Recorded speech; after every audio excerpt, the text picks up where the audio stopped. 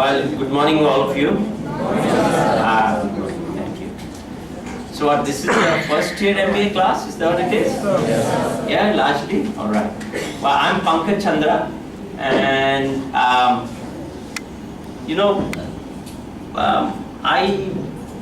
have a very pleasant task, and I've sought the speaker's permission to leave after introducing him.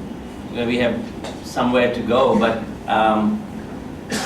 I want to introduce you to an old friend, but more importantly, someone who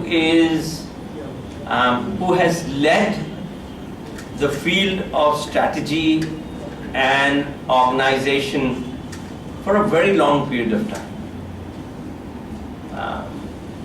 Professor J.V. Singh is the Dean of Hong Kong Business School of the Hong Kong University of Science and Technology. Now, I don't know most of you, whether you know or not, HKUST is probably the #1 ranked business school in Asia and one of the foremost today in the world. Many of their programs are also ranked among the top in the world. Professor J.V. Singh actually is not unfamiliar to Ahmedabad. He's a physics graduate from Lucknow University and then a PGP from IIM Ahmedabad. And he graduated in 1975. After that, he went to US, did a PhD at Stanford, and he was telling me this morning that he's an alumnus of 2 schools at Stanford. His master's is in sociology and his PhD is from the business school. So here is a person who spans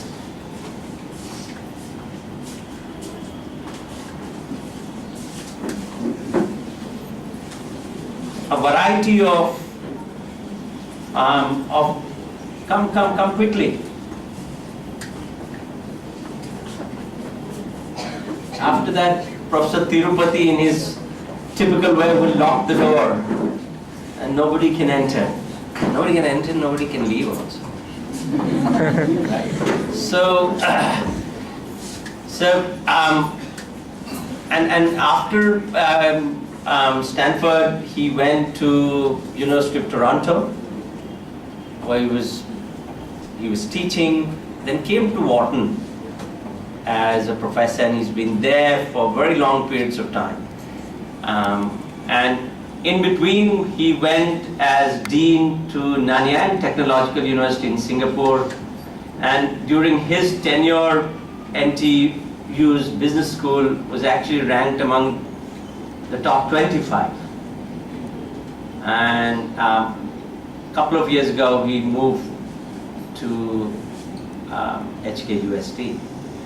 But more importantly, Professor Singh is a very, very deep and respected scholar of organization. So those of you who have any interest in the world of how organizations behave and change over a period of time strategically, you couldn't be finding a better person to hear. I'm very delighted that you could take time to come and talk to us here.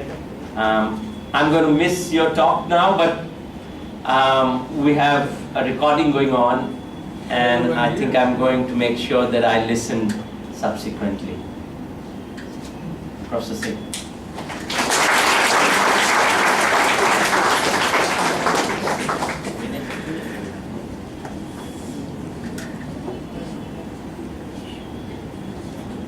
Thank you very much, Pankaj. It is wonderful to be back in Ahmedabad, and I was just reminiscing earlier today over breakfast with Pankaj that I first came to Ahmedabad 43 years ago. And my guess in looking at you is that might be twice the age of many of you in the room.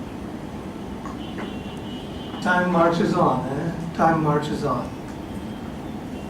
I'm delighted to be back in Ahmedabad. This is one of my hometowns in India. And I have continue to have very fond memories of Ahmedabad. And of course, it's a special pleasure to be welcomed by Pankaj, who is a Wharton alum. His PhD is from the Wharton School. And Pankaj and I have got to know each other over the years.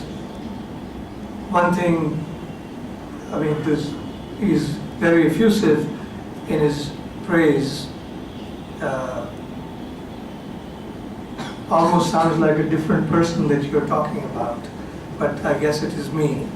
But Pankaj might have mentioned that I was one of the co-founders, part of the founding team of Indian School of Business.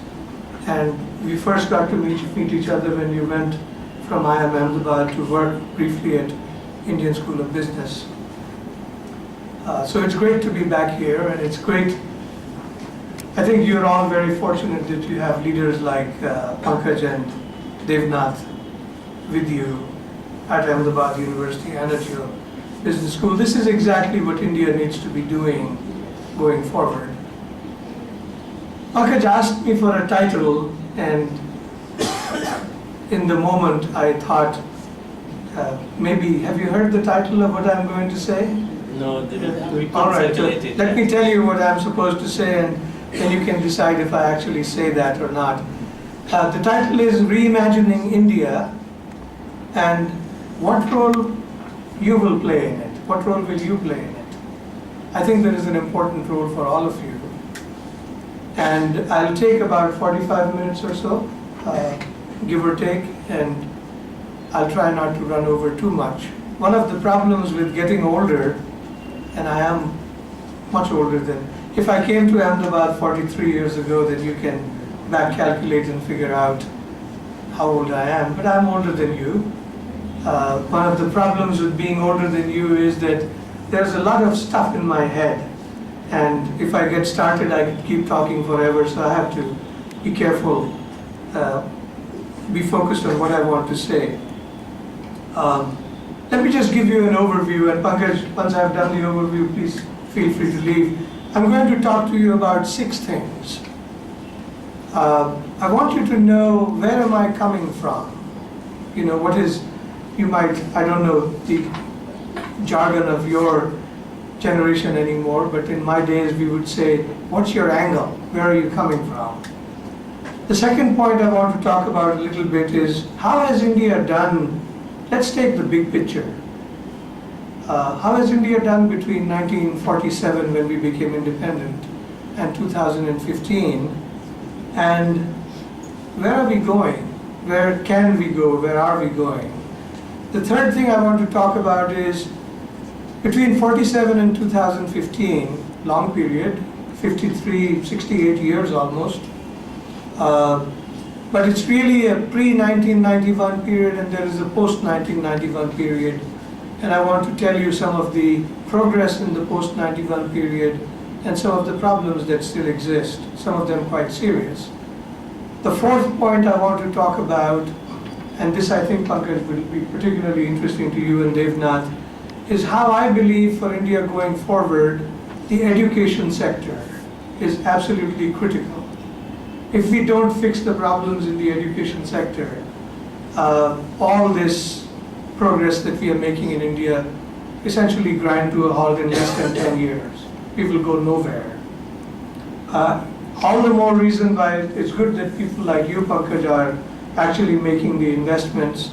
And you know, of course, my heart is always with the Indian education system, and I'm happy to help in whatever way I can. And fifth and sixth actually concerns you. What about your role? I believe all this is not something that is happening out there and you're just on the receiving side. It's possible that you don't think of things in that way, But very soon, this is going to be your challenge, your generation. And my final words are about what advice would I give you? Now, in giving advice, this is a very difficult business. A good friend of mine used to say, unsolicited advice seldom goes unpunished. Whenever you give advice when it's not asked for, people punish you for it. So I'm hoping you won't punish me, but I will give you some advice. And based upon my life experience, such as it is, and make of it whatever you will. My advice is not your burden to carry, it's simply an invitation. Think about these questions. If they make sense to you, ponder them some more, translate them into action. If they don't make sense, it's okay, leave them alone. That's where we are going. Feel free to leave. I'll see you later in the day. So where am I coming from? Let me return to point number one. By the way, we'll have time for Q&A after I'm done speaking. Now this requires special skill to take water from a bottle and push it into your nose and wet your notes. You need a PhD for doing that. All right. Where am I coming from? I have not lived full-time in India since 1979. That's a long time. However, I would tell you, I have remained very deeply involved with India. Of course, I have a lot of family members here. I have deep roots in India.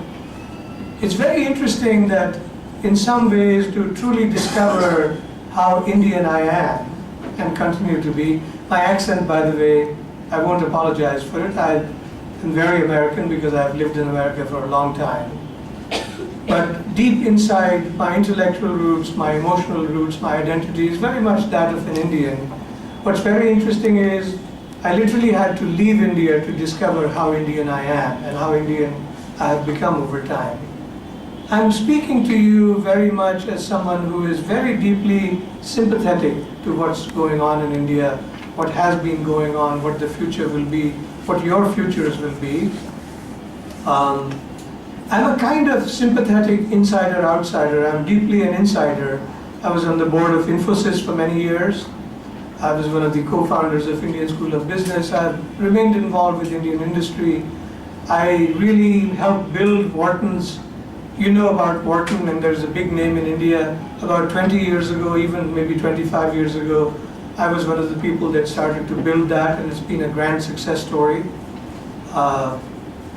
I have links to IIM, to Ahmedabad. I was here 1973 to 75. Some family members were staying on in Ahmedabad. My sister and brother-in-law used to live here, so I was visiting here quite frequently.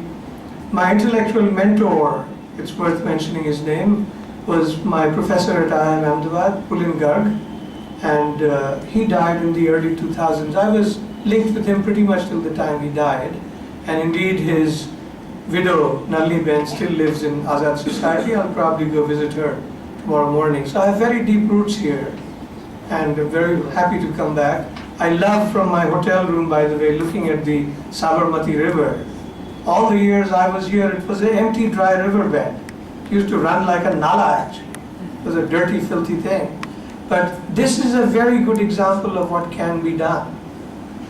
The riverfront in Ahmedabad today looks like a European city. All the major European cities, whether it is Paris, whether it is Amsterdam, whether it is Frankfurt, all the main cities have riverbeds like this, and it can be a piece of art. This is what our consciousness needs to be raised up to, and our current Prime Minister Narendra Mody is actually the guy who got this done. So it's possible. We can take India to a higher level. So I'm a sympathetic insider-outsider. I'm also someone who has actually studied India deeply. I have written a book about it. I have written several papers about it. I've actually written more than one book. So I'm well attuned, well informed about what's happening in India.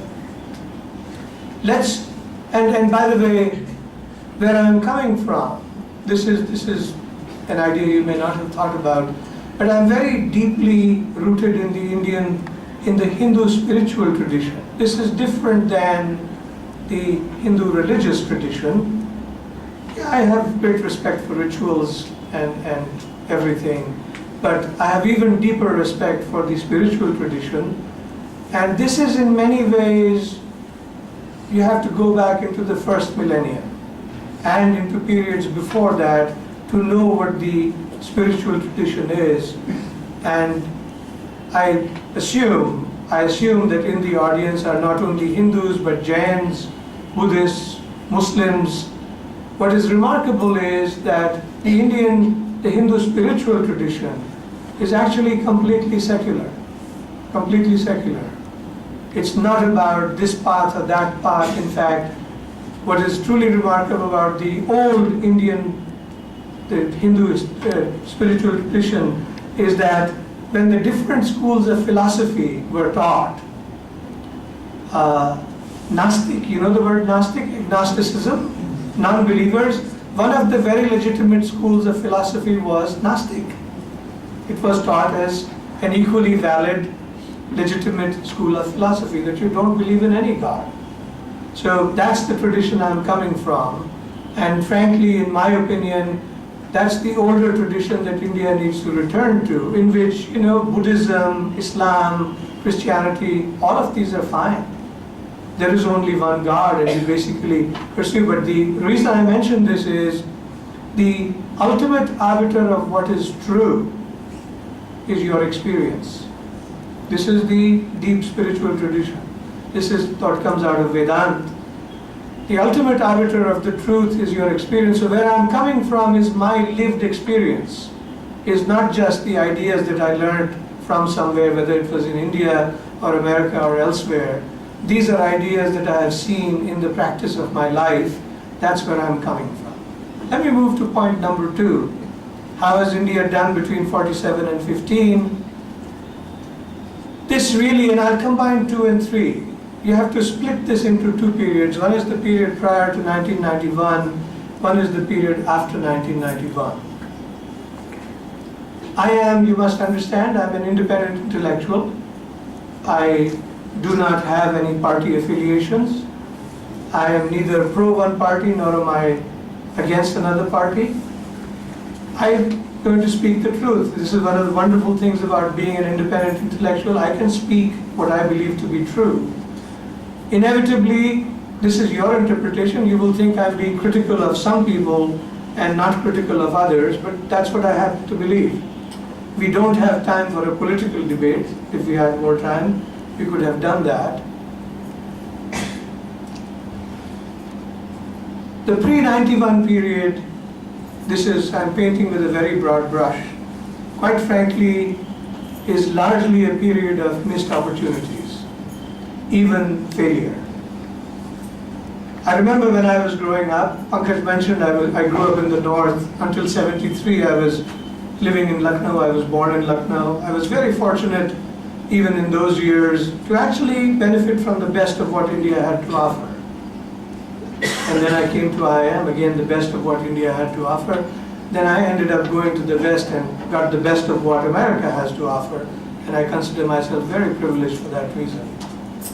But the years until 1991 were largely a period of missed opportunities. Very broadly, I think the early years up until the mid-1960s, when Pandit Nehru was actually trying to put in place certain key institutions, there were some good things that got done. The IITs got established, for instance. Tata Institute of Fundamental Research. There are some good things from the earlier period, but the period starting in the mid-60s until about the late 1980s, early 1990s, 91 is a good marker event. We basically failed. Now understand, I am not some motivated agent of another country. I'm an Indian, right? I'm just telling you the cold hard truth as I believe it.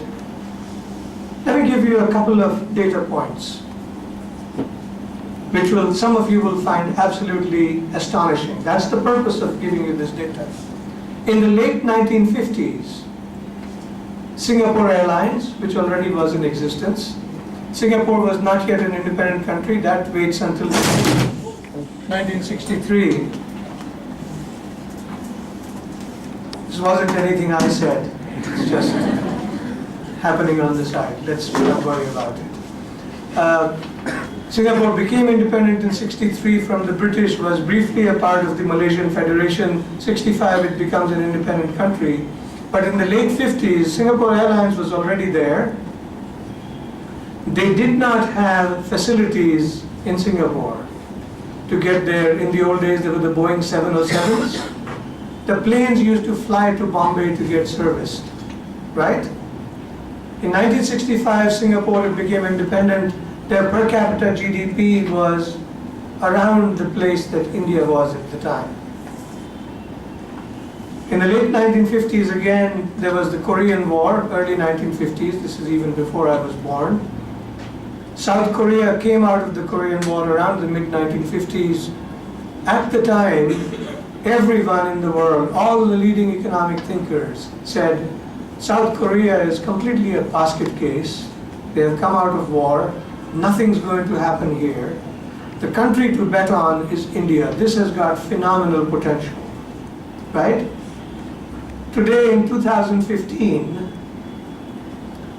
India's per capita GDP, just to give you an example, what is India's per capita GDP right now? Real dollars is, in nominal terms, it's about 1,500 or so, right? Not quite 2,000 yet. In PPP terms, it's 4,500, even 5,000. How much would Singapore's per capita GDP be? Ours is 1,500. Where would Singapore be today? 50,000. Roughly 40 times, 50 times, 30 times at least. This has happened over the last 50 years, 1965, 2015. South Korea, not quite at the same level as Singapore. They are about 25,000, 30,000. They are 20 times where India is. So, you know, there's a story told, you must have heard of John Maynard Keynes, Lord Keynes, Keynesian economics. So he was a great guy. He was a Nobel Prize winner in economics. Very, very fine mind. Actually may not have been a Nobel Prize winner, but if there were Nobel Prizes, he would surely have got one. Nobels didn't start until the 1960s. So, but he was a world-renowned economist, right at the top. And his wife was unwell, right? So at a party, someone asked him, he was already Lord Keynes, said, Lord Keynes, how is Lady Keynes doing? How is your wife doing? And he paused for a moment and said, compared with whose wife? Right? The point is, I mean, this is sort of meant as a funny byline, but the point is, you cannot just evaluate and ask, how is India doing compared with what is the question, right? If you set your standards low enough, you can always define it as, oh, we have done phenomenally well. But when you compare with countries that were at a similar level, then take a 50-year horizon and then ask, how have we done? The answer is, until 1991, very poorly, very poorly. I don't know if this is still true today, but when I was growing up, when I was your age, there was always a headline in the newspapers that, oh, these terrible things are happening to India, and it's all because of this hidden hand of Western powers. You know what? I have lived in the West now for many years. Complete nonsense.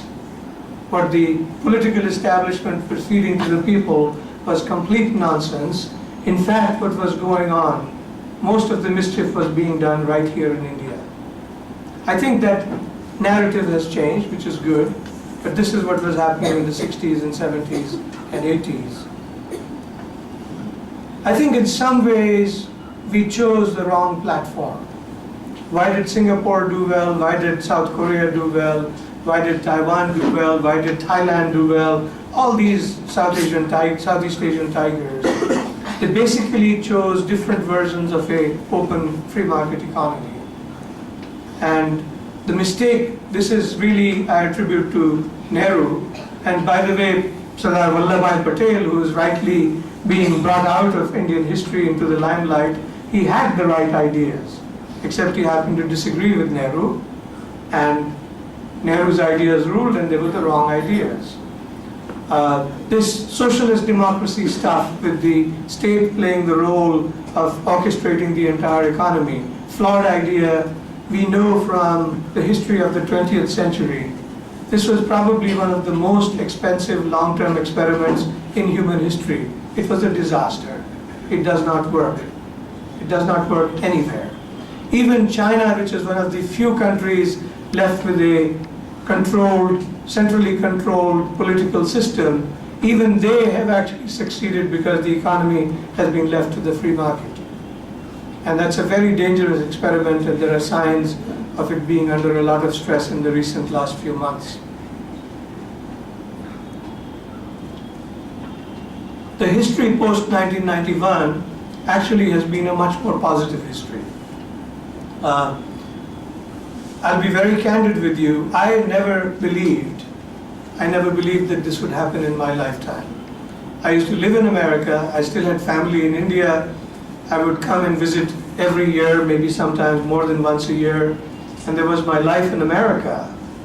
And it was wonderful. I was a professor at Wharton, one of the leading business schools in the entire world.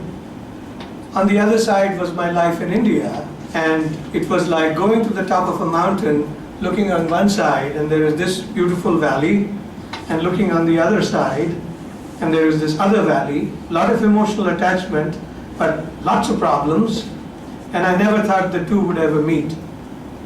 The events of 1991, it turned out, were such that the opening of the Indian economy, suddenly everything that I had built up in my human capital was exactly what was needed in India. So I started to get much more involved. By the way, if you go back and read what led to the opening of 1991, this was not as if a bunch of people suddenly woke up in New Delhi and said, oh my God, we have suddenly seen the light, let's go to this way.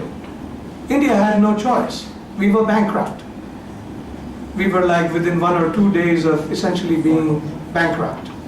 And that's why Manmohan Singh, who interestingly enough was the architect of the old regime, suddenly basically worked with Narasimha Rao. It's actually Narasimha Rao who in fact did the real act of leadership. It ends up being the case that Manmohan Singh got a lot of credit, and that's fine. Chidambaram was much more in a subsidiary role. It was really Narasimha Rao who took the political decisions, Manmohan Singh who carried them out. That made a difference, and we have made some good progress. India has grown much faster since 1991 than it did before 91. Before 91, the world used to talk about, this was not in a positive way, by the way, it was a negative statement, the so-called Hindu rate of growth, 2.5%, 2%, which when you factored in the growth in population, it meant we weren't growing at all. Per capita GDP was static. That changed. And yet we have started to run into problems again, and there are all kinds of obstacles to change that current Prime Minister Narendra Mody is facing. It's not my primary objective to go into those obstacles, but I'll mention just a couple of them.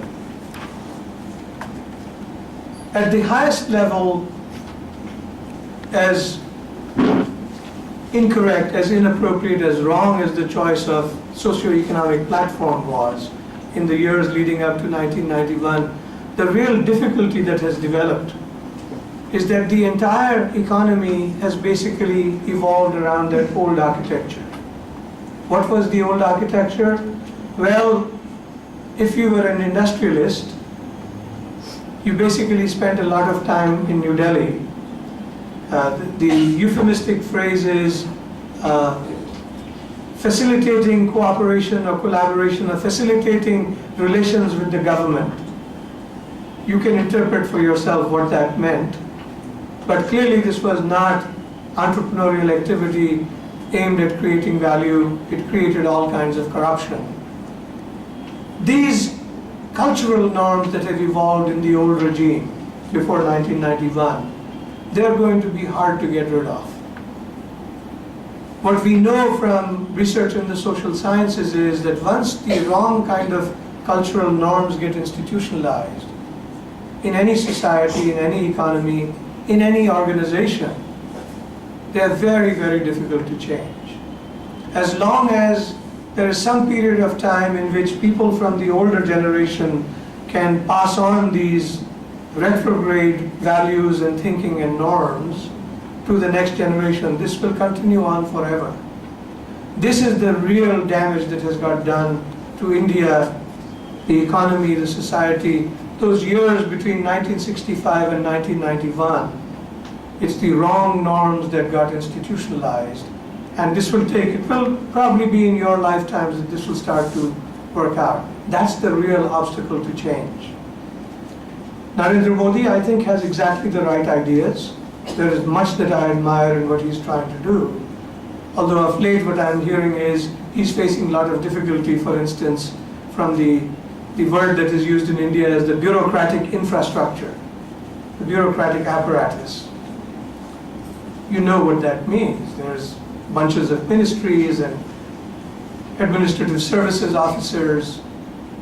It's the corruption of the cultural norms in all these layers of the hierarchy. This will be very difficult to deal with. Business, on the other hand, and I don't say this only because I'm a person who studies the business world, I think there is much credit that needs to be given to the business leaders.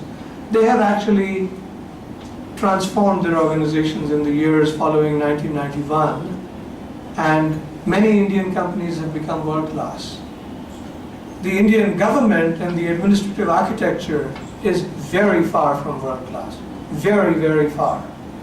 I say it based on direct experience. Of all the countries in the world that I have seen, probably the best bureaucratic leadership, the best administrative leadership, even compared to America, it's of much higher quality, is in Singapore. Some of the best in the world. And when we compare with them, we are nowhere. We are nowhere. And you know what is the irony? In the 1960s, I know this from friends of mine who were in the civil services at the time, earlier generation. Lee Kuan Yew, the great leader of Singapore, used to come to India to learn about our civil service. And today, I know because I was there in Singapore 2007 to 2009, and I was one of the, as somebody said, I was one of the people as part of Singapore Inc. I was high enough. I got to know all these people, I used to work with them, absolutely world class, and we are nowhere. This will take time. And it doesn't take just the right prime minister, it takes leadership at different levels. This is a challenge, and it will not happen quickly. The other logjam is really between the political parties. I find very interesting that over time the only agenda, this may sound unfair, but as I told you, I'm speaking freely as an individual, really speaking from what I believe to be in the interests of India. I'm not interested in any political party. I'm interested in the people and the country and where the economy goes forward, the society goes forward. The only agenda that the Congress party and the Congress leadership appears to have is to somehow promote someone from their family into a position of leadership. That can't be the only political agenda. You have to be thinking about what's in the interests of India. My cold hard view really is that if Rahul Gandhi, for instance, doesn't have what it takes, and there is evidence to suggest that may be the case, he should get out of the way. Surely, in a country of 1.3 billion people, no one in their right mind is going to argue that the only family that has the DNA to run the country is one family. This is nonsense. You know, there's 1.3 billion people. We produced the Gandhis and the Vallabhbhai Patels even as we produced the Nehrus. Surely there are tens of thousands of people who can lead. You know, let's open it up. This is not a feudal monarchy where things are handed down from one generation to the next. It's a vibrant democracy. Let's resort to democratic process. And one of the best examples is that Prime Minister Narendra Modi, who himself says very openly, and I'm proud of him saying that he used to be a chaiwala, right? Now he's Prime Minister of India. That's wonderful. As long as he has the capability, as long as he shows results, this is what democracy is about. So the political logjams need to be cleared up, and people need to become clear about what's their agenda. Are you serving a family agenda? Or are you serving the agenda of what's good for the people? And the results will be clear. One of the nice things about a democracy is, many of you, are you voting age? Raise your hands. Are you above voting age? Very good. Go out and vote. 100% of you should vote. If you're not registered, go register and make sure you vote next time. This is what a democracy is about. So one of the main challenges, I want to turn to point number 4 now. One of the main challenges is the education sector. And I'm going to spend a little bit of time on this. Forgive me, it's getting very hot over here. Maybe I'm just getting more and more impassioned, and that's heating me up.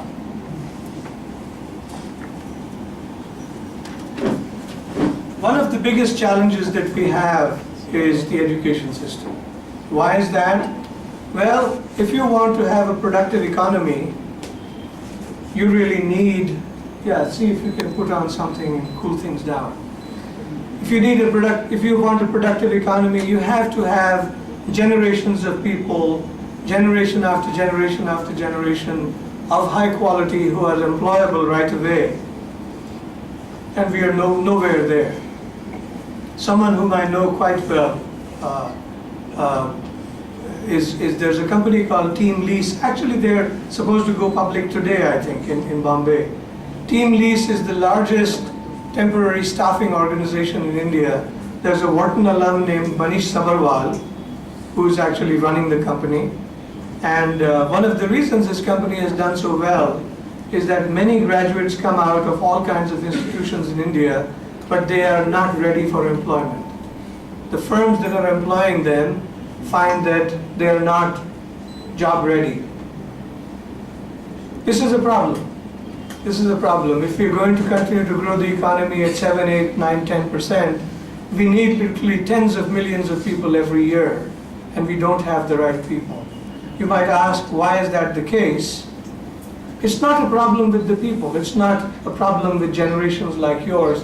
It's a problem that our university system has really not lived up to the challenges that it should live up to. Let me make a series of 4 points related to this. Here are the questions that I will try to answer. How do our best institutions in India measure up to some global benchmarks? Number 2, are we really world class, or are even some of our institutions world class? Number 3, how can we get better? What is required? And number 3, how can we get better? And number 4, what is needed as the next steps in the education sector? And I'll give you a few thoughts on each one.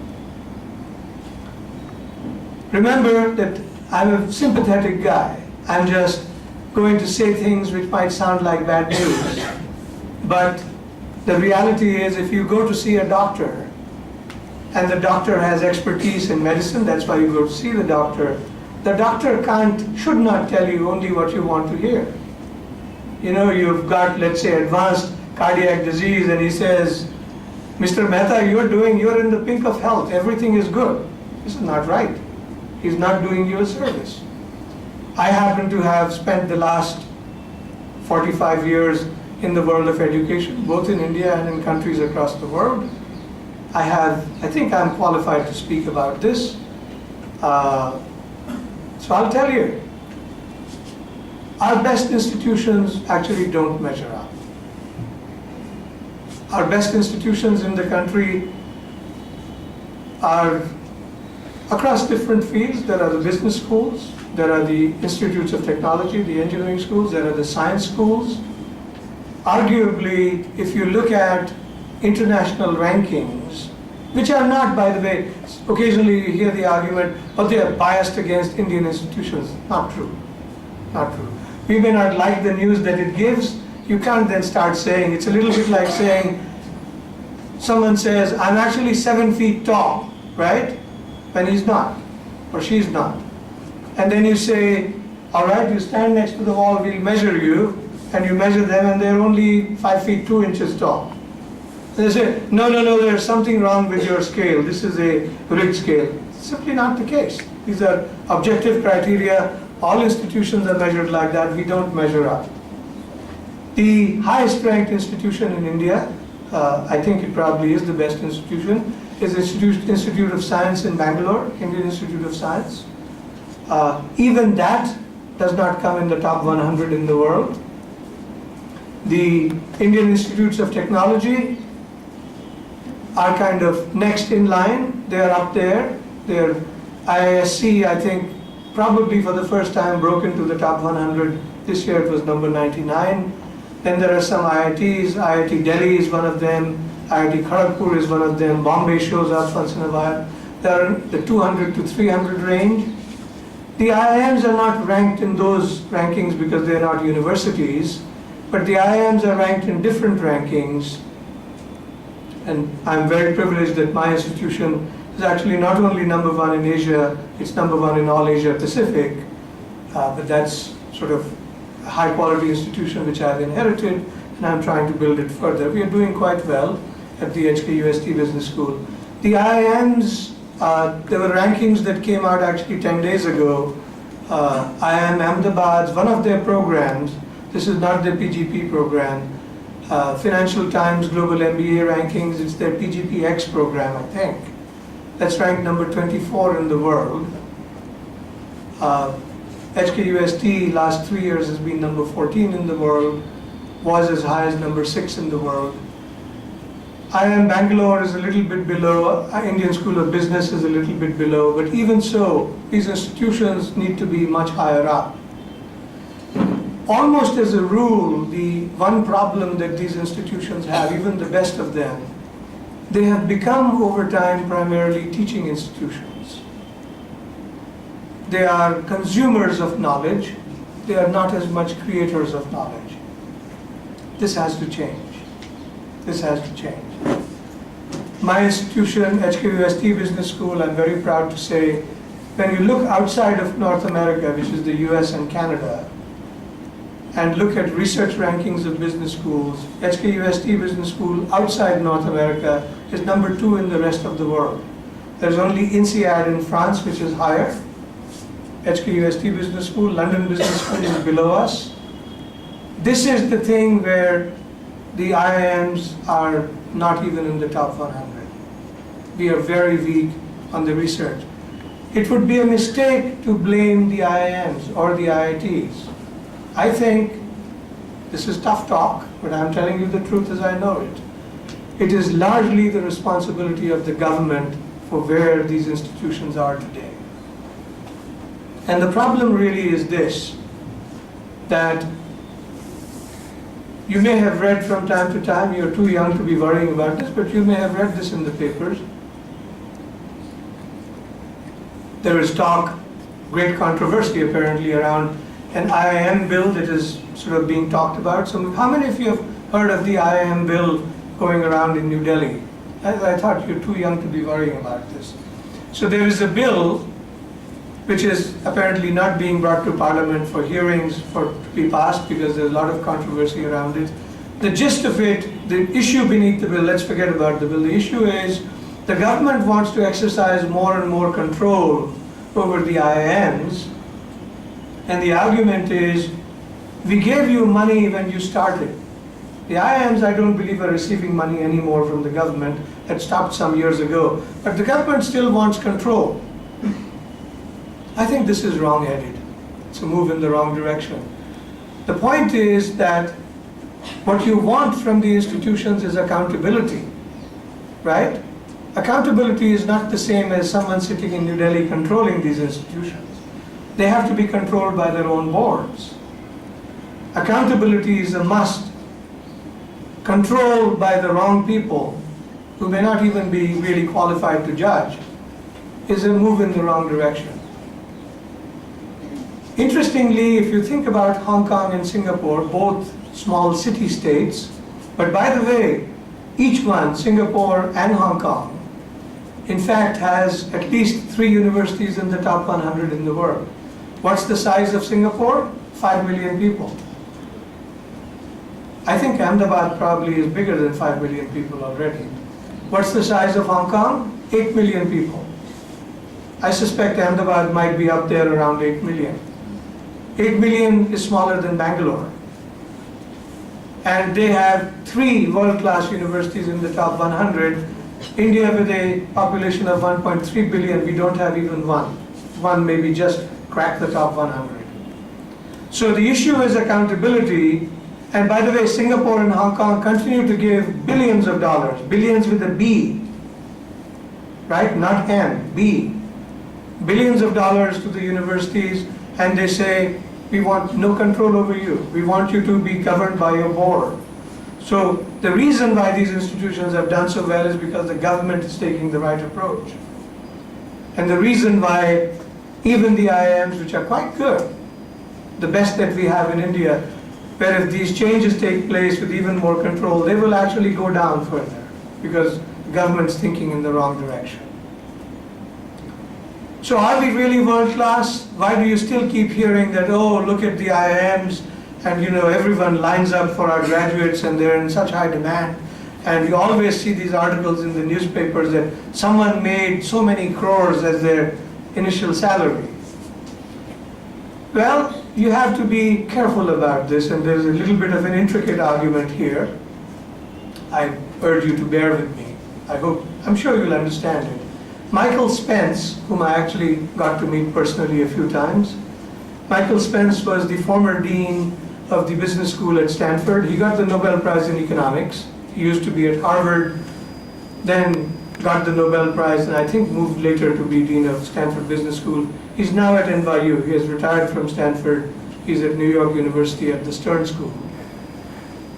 And I ran into him in Hong Kong a year ago. Michael Spence wrote a very interesting book which basically makes the following argument, and his Nobel Prize was partly about this. Educational institutions sometimes serve a very important screening and signaling function. And that is a valuable function. The IIMs and the IITs in many ways essentially have become very important screening and signaling mechanisms. The very fact that you get into an IIT after this horrendously competitive search process, the very fact that after the IIT, in my time, 70–80% of my class was IIT graduates.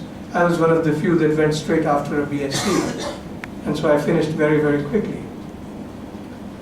In my time, basically the IIM process was even more tough because you were first screened by the IITs, you got a degree, 80% of them ended up in the applicant pool for the IIMs, you got screened again and you took the very top. It's essentially the selection of the people that are coming in that makes them as high quality as they are. And I would tell you, the most world-class part of the IIMs is actually the quality of the students. The extreme argument one might make is, no matter what you do to them in 2 years, they will still be very good when they get out. And I say this very carefully and very advisedly. I was one of the people I think it was in the 90s, I introduced Deutsche Bank from London. I used to know the person who then went on to become CEO, Anshu Jain. And they were looking for people from India. I introduced them to IIM Ahmedabad. That was part of the move where all the major companies across the world started to come to the IIMs and started recruiting the students. The attitude is, look, if we come to the IIMs and we make them job offers versus going to Harvard or Stanford or Wharton, in the US there are other competitors. Here we will get the best pick. We make the offer. If you're McKinsey, if you're an investment bank like Goldman Sachs, you make an offer, you will get the person. We will take them even if we have to train them for a year. They will be absolutely world class after that. So the mistake that gets made, and no one thinks about this, just because the labor market really likes your graduates, doesn't mean your institution is world class. What it means is that your output is actually world class. But the output is of that high quality because the input when it came in was already pretty damn good. it doesn't necessarily mean that your value addition in the 2 years is equally world class. That has to be evaluated on different grounds. So how can we get better?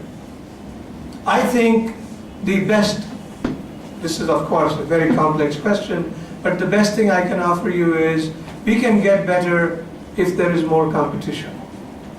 There are other layers of complexity here, but let me stay with competition.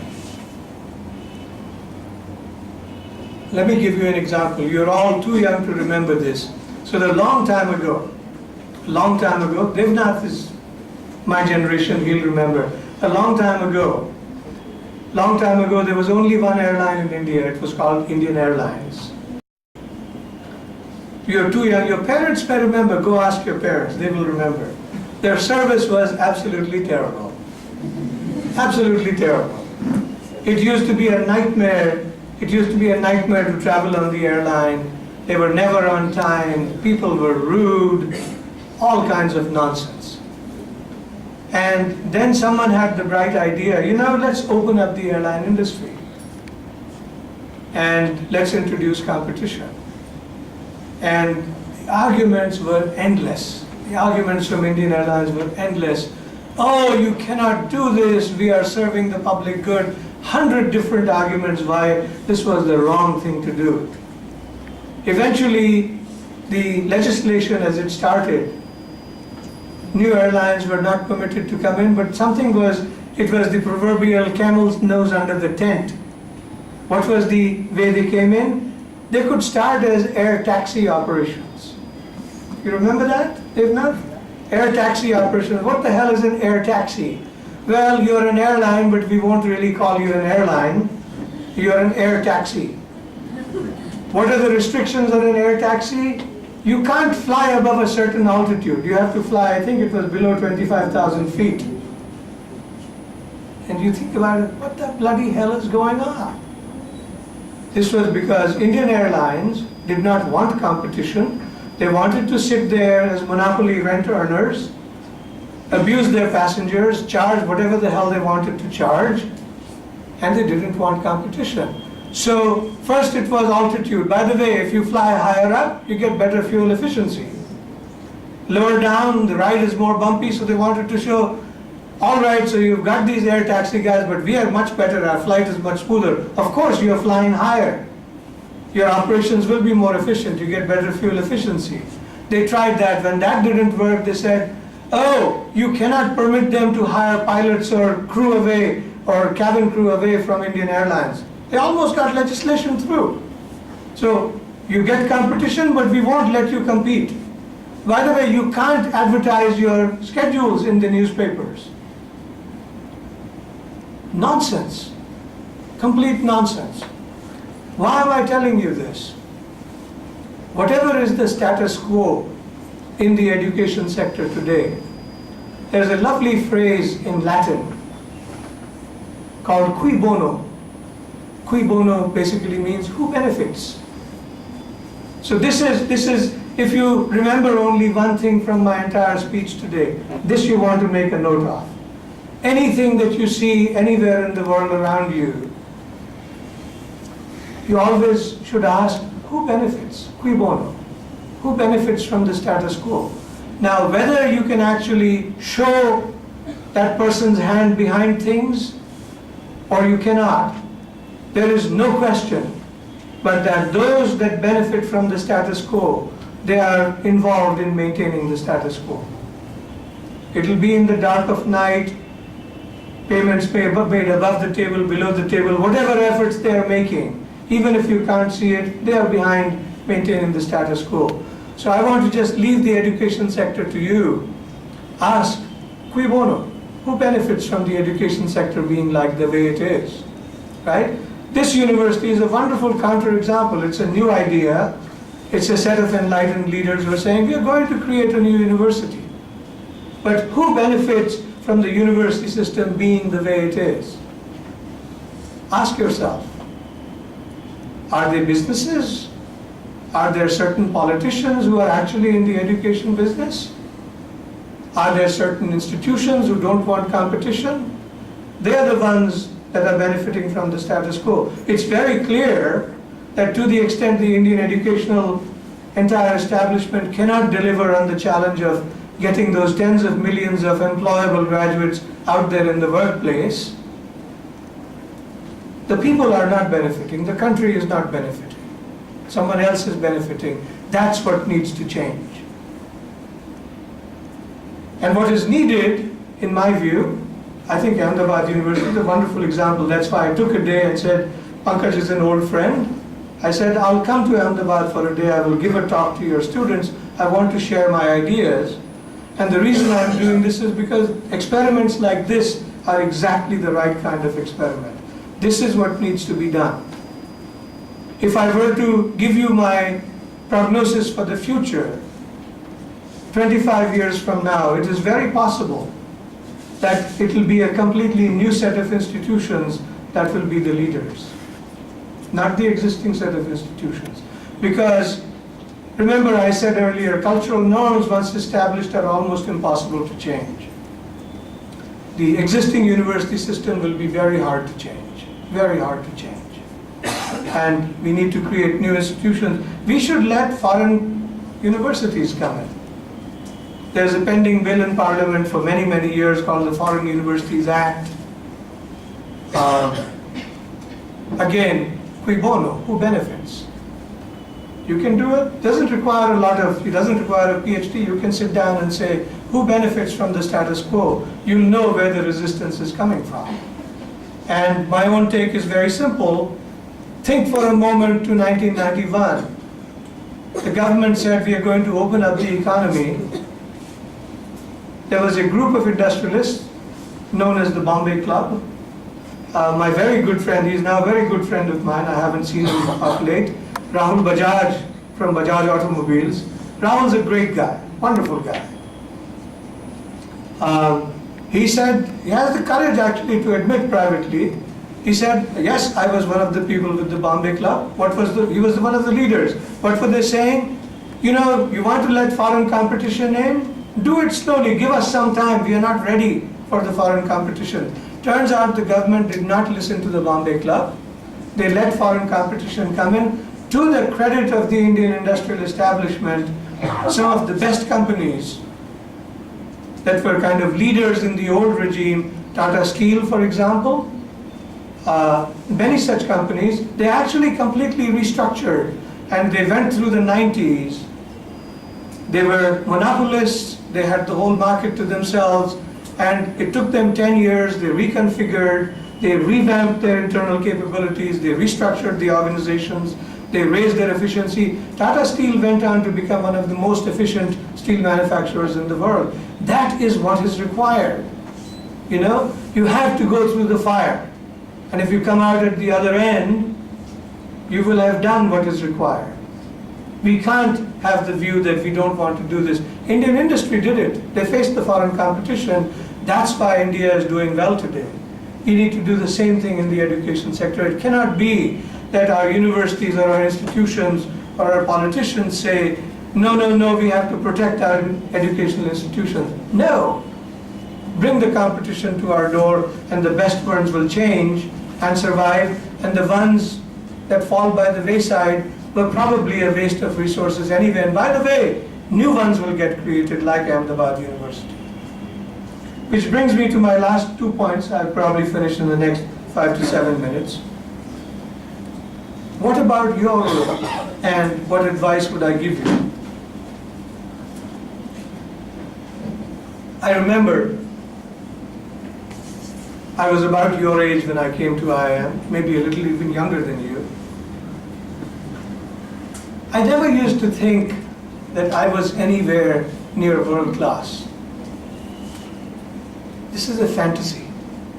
It's a mistake of how your mind thinks. I would tell you, none of you should actually ever buy the notion that you're anything less than world class. How do you know? You have never been exposed to it. How do you know? You haven't had the chance to compete with the best in the world, right? I remember going to Stanford. I have to tell you this personal story. Fall of 1979. It was a great period for me. I had just been admitted with full fellowships to Harvard, Stanford, MIT, Wharton, all the places that I wanted to go to. I ended up going to Stanford. And I looked around me, everyone was Princeton graduate, Harvard graduate, Yale graduate, Penn graduate, Stanford graduate. I said, my God, I've gone and done it. I should have stayed at home. I'm going to fail now. So, I was already in America and California. I had bought a one-way ticket. I said, I'm not going back home like this. Since I'm here, I may as well work really hard and see, is it true that I'm going to fail? Maybe it's not true, right? And so I worked my butt off, as we say in America. I worked really hard. End of one term, I found I had A's in everything. Okay, maybe I'm as good as anyone else over here. And I just thought to myself, all these young men and women around me, I was the first Indian in that program, first person from IIM Ahmedabad. I said, if they're going to graduate, I'm going to graduate as well. I have no idea how I'll do it, but if they're going to do it, I'll do it too. So this is very important for you to listen to carefully. You have to be able to imagine that a particular future is possible. If you cannot imagine it, it is never going to happen. It's only in Hindi movies that things fall into your lap straight out of heaven. Doesn't happen in the real world. If you can imagine it, it can happen, it might happen. If you cannot imagine it, it's never going to happen. So the real challenge that all of you face, that I faced many years ago, is I could not imagine it. That's why my title is Reimagining India, Reimagining Your Future. Let me give you, I'm sure all of you love cricket, right? Show your hand, do you love cricket? Good, good, you're good Indians, you love cricket. I love cricket too. And yes, Kohli is a great player and so are many others. Remember the Indian cricket team, Devnath, you would remember this. In our time, in the 1960s and 70s, we used to go play test matches and it was a disaster. Every once in a while we'd do well. And then once the wicket started falling, as we would say in Hindi, line lag jati thi sabki. One fell, boom, boom, boom, boom, boom, everyone's gone. No confidence, no belief in oneself. Most importantly, that was actually accurate. There was a reason to not have the confidence. We did not have the exposure. We never used to go and play in England in the summertime, couldn't play on green pitches. We didn't have pace bowlers, couldn't handle pace. So there was good reason to be all out for 38 runs or 32 runs, I think was the all-time low. Guess what happened? 1980s, 1990s, 2000s, last 15 years or so, suddenly we started to get more and more experience. People like Tendulkar came up, Sehwag came up. We started to see role models. IPL started some years back. Of course, they've had their own scandals. But IPL did a wonderful thing. All these best players from the world would come to India. You would get to play with them. Realize these are not guys from another planet. They're human beings like us. We can be as good as them. We can be better than them. Right? That's the trick. Human capabilities. Here's another key, like the cui bono. Human capabilities don't come out of nowhere. All of you have the potential. The best of you will have even more. But what matters is this potential needs to be translated into capability. And how is that built? You have to be in context which will demand a lot from you. You have to have that doubt in your mind like I did as a first year at Stanford in 1979. My God, maybe I'm going to fail, but let me give it a try anyway, since I'm here. Then you have to be able to succeed. Nothing can make you go through a shortcut. You have to slog. And once you have done the hard work and you have produced the results, that builds the confidence. More importantly, that builds the capability. The reason why we are playing cricket as well as we are today. Yes, there was a 4-1 washout in the ODIs, but we took the T20s 3-love against Australia, one of the best teams in the world. The reason is we have the capability and we have the confidence, and it's not built on thin air. It's in fact built in reality. It's based on doing the hard work. This is what your generation needs to do. Put yourself out there. And I'm turning over to the advice. Embrace the world. Fortunately, you are going to have opportunities already when you graduate that my generation did not have. The world is actually coming to India and will continue to come to India. I think as China is slowing down, India has the potential to get even more benefit coming from the rest of the world. Embrace the world and see what experiences come before you. Most importantly, I want to share with you a question that was asked of Sigmund Freud, the great psychotherapist, psychoanalyst, the founder of psychoanalysis. And it's an advice that is echoed by another great mythologist in America named Joseph Campbell. Freud was asked, so how does one stay forever growing as a human being? And Freud said, follow your fascinations. You will come to a point in your lives, hopefully sooner rather than later, where you will get the opportunities you want, you'll be satisfied, you'll have good jobs. Then something in the back of your mind will say, how about that? How about that? Follow your fascinations and you will keep growing. This doesn't mean jumping off the top of a building, that's stupidity. That's not advice. But if something truly intrigues you, it's usually not a very loud voice, it's a quiet voice that will come up from the back of your mind. Follow that. As Joseph Campbell said, follow your bliss. Follow the path which gives you joy, which intrigues you, which fascinates you. That'll keep you growing. Put yourself in situations where you will be forced to learn. Challenges are difficult, but they make you learn. One of the best things that's happened to me in my career now, going back almost 4 or 5 decades, is that I found myself in situations, and this never stops, by the way, even in my new role as Dean in Hong Kong, there's a new set of insights. I'm learning how to work in a Chinese context. Very, very different than my years in America, very different from India. But if you want to succeed in the world, here is in PPP terms, this is already the largest economy in the world. 2 final points. One is, what is the role of aspirations? Don't settle for too little. Your generation, you must aim high. Don't let yourself down.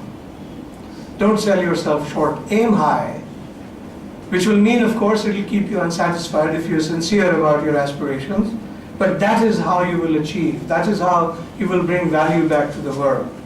That is how you will make the most of your talent.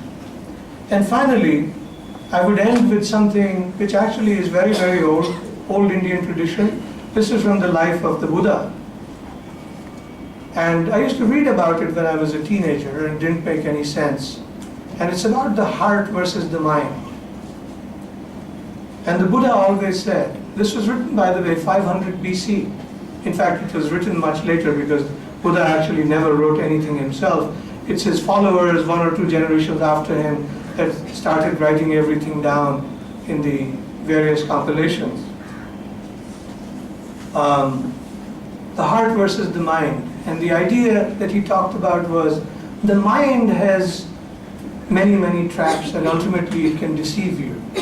You have to learn to work from the heart. And today, at this stage of my life, I completely believe that. I have come in contact with people across the world of all kinds, different nationalities, different races, different cultures. The people who truly stand out, everyone is brilliant above a certain level. You go to Stanford, everyone's brilliant. It's sort of, brilliance is cheap actually, lots of brilliant people. The true leaders are those that actually have heart, who listen to the heart. And rather than give you answers, I would urge you to just ponder that. What does it mean to lead from the heart as opposed to leading from the mind? Ponder that. With that, I would say, go forth. The world is waiting for you. Thank you.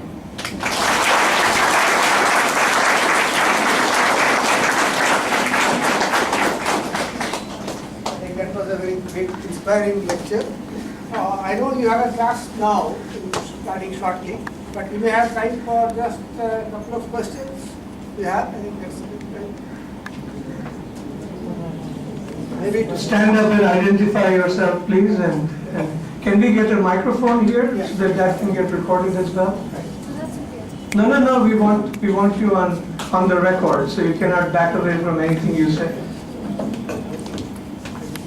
Is it working?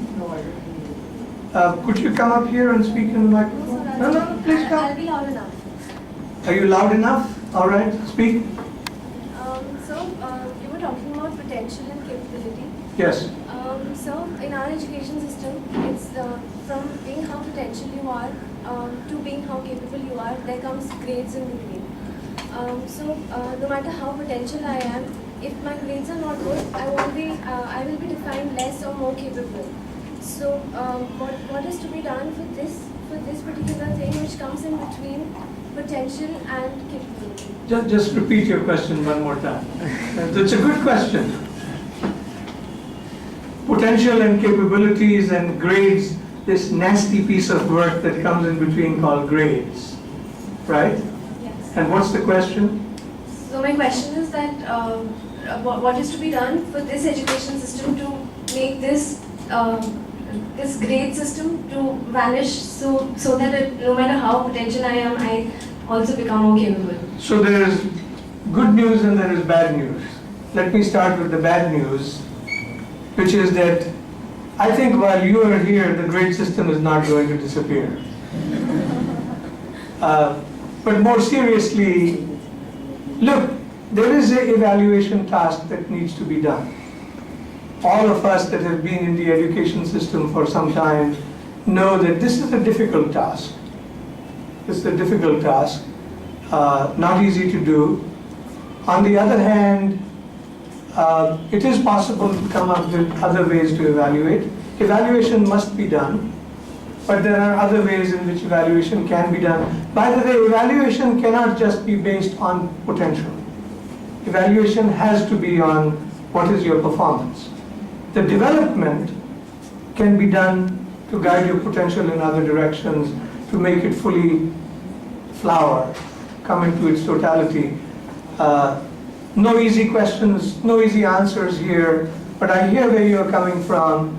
Evaluation is essential, but maybe more effort should be put on development as well. And along that developmental direction, I would say one of the directions to go in is, I'm sure you will get opportunities to do internships. That is one way in which you bring your potential out further. Development is a longer term process. At the end of the day, if you're doing an MBA, for instance, you're only here for 2 years. Development is a longer term process, okay? And I'm sure your leaders will be thinking about issues of this sort, how to help you bring out your best, okay? Can we take one more? one more. Any other brave soul in the audience? Okay, I have one request, actually, more than a question. One of the things I've noticed even in this short period I've been here is I think many of our students here are very reluctant to go out of governments. Either for jobs, most of them are looking for jobs here. So maybe if we can advise them that there is a whole world out there which will bring out their potential as well as make them successful. That might be it. It's a very good question, In Ahmedabad, I can understand. How many of you, I just want a quick show of hands here, how many of you are not from Ahmedabad that are in this room? A good number. So of course, one answer is that I think, do you also want to stay on in Ahmedabad, or are you willing to go to other parts of India or the world? That's the question to ask. I think it's a very important question. Let me put it this way. When I finished IIM Ahmedabad, I had many job offers. I ended up in Bombay, worked with Voltas Limited for 3 years before going off to America. I would honestly tell you, I had already a very good career in my early to mid 20s. I was making lots of money, much more than I ever thought I would make. If I had stayed on in India, of course, I would probably have gone on to become, even some years earlier, CEO of a major company. That was the best. I think I would never have developed the human capital that I developed by leaving India. These are difficult choices, Devnath. Here what you come up with is that I'm trying to put myself in your shoes. Your hearts desire not one but many different things, right? And sometimes they're in conflict with each other. The kind of lifestyle you might want, the kind of job you might want, the kind of relationship with your family and loved ones you might want, the kind of aspirations you might have for your own careers, they're not always completely aligned. These are matters at some level of personal choice. You have to make choices. Even if you don't make any choice, in effect you're making a choice, right? These are probably matters best left to you, but know that you're making choices. And there is no way out. The choices you make today, some of them will be choices you can change later, some of them will be irrevocable choices. You make this choice, you go in this direction, then you can't turn back and go in a different direction. It's very costly. So I appreciate your desire for many of you to stay in Ahmedabad. There is, as Devnath said, he's completely right, there is a world out there. There is a bigger world. And as good as Ahmedabad is, there are even better places. I am very fortunate, I have lived in some of them, you know. Singapore, for instance, lovely place, lovely place. And as the joke goes in Singapore, large Indian community, the joke is sort of, this is the cleanest city in India. It's a very Indian city, there are lots of Indians. Largest concentration anywhere in the world outside India of IIM graduates. There are like 1,000 of them. They all flock to Singapore. So, of course, if you choose to stay in Ahmedabad, that's a constraint on what kinds of opportunities you will have. It's a choice you have to make. But if you choose to go out, you can be exposed to a broader set of things. As I said, I've lived outside India since 1979. That's how many years? 21, 36 years. I'm still very Indian. I'm very connected to India. You know. And if the opportunity presents itself to come and build a Harvard or a Stanford or a Penn in India, I'll be back in India. Absolutely. Thank you very much.